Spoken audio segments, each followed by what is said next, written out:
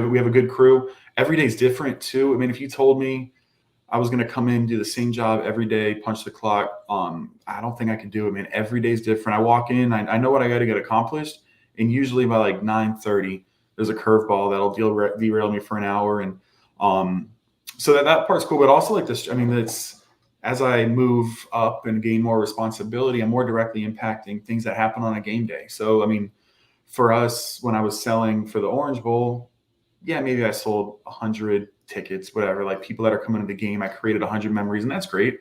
And now we've evolved, and now that I have a little bit more oversight on group sales, premium sales, on the membership side of it, we've made these announcements where we sold out the entire lower bowl this year for the first time in franchise history for the Florida Panthers, and like being like, man, like choices that and the decisions we made 2 years ago, we're able to capitalize on team success, but also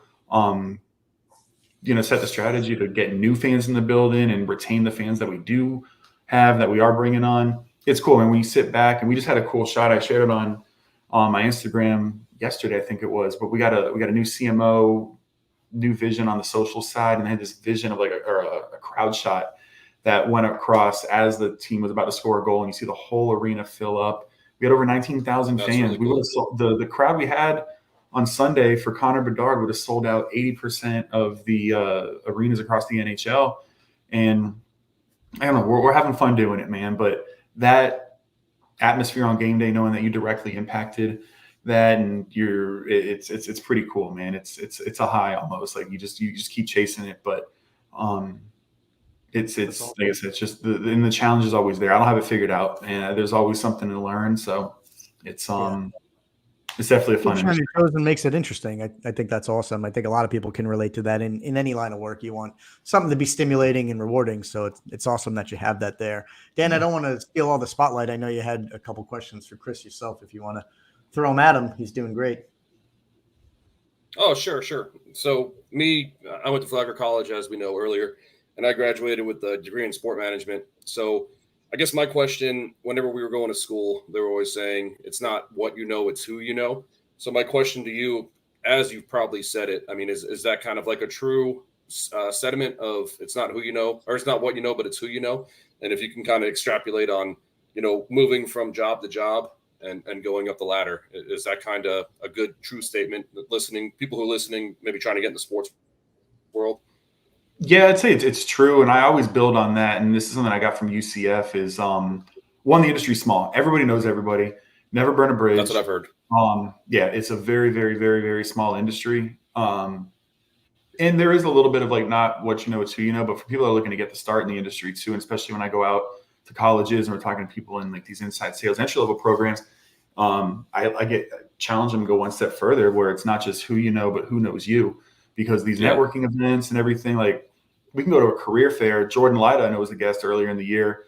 We all know Jordan. Like he put on a career fair at UCF. I represented the Bucks. I drove over there, and we had a line of people just like, I want to work in the NFL. Like you're probably talked to 200 people that day. So like a lot of people knew Kris Dolen, but if they weren't able to do something memorable, or they weren't able to follow up or anything like that, or shoot me a handwritten note with their business card or anything in it. Like if I'm not able to pick out DOB from a lineup, people, but if those people don't know you, you're missing the mark. So that's always the challenge. And we just had ticketing league meetings in Montreal in early November.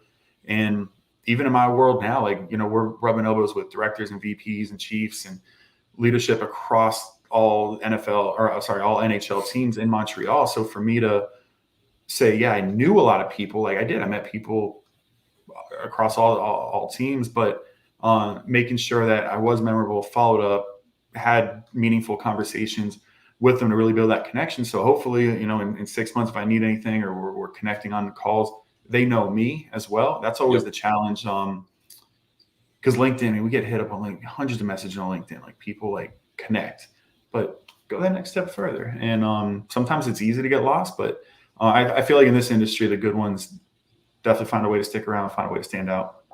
Which makes a lot of sense. I mean, I use that same logic to my professional world.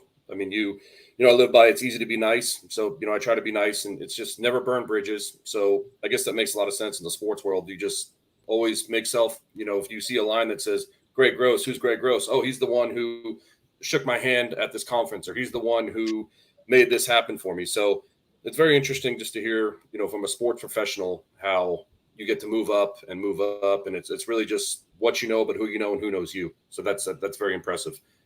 Man, just to put it in context, when I got the job here with the Panthers, the gentleman who was at the time in charge of everything, who kind of got my foot in the door to connect with our CRO, Sean Thornton, I met him when he was on the leadership team with the Tampa Bay Lightning. I was on the Bucks. Like, we were similar roles, 2 professional sports teams in Tampa.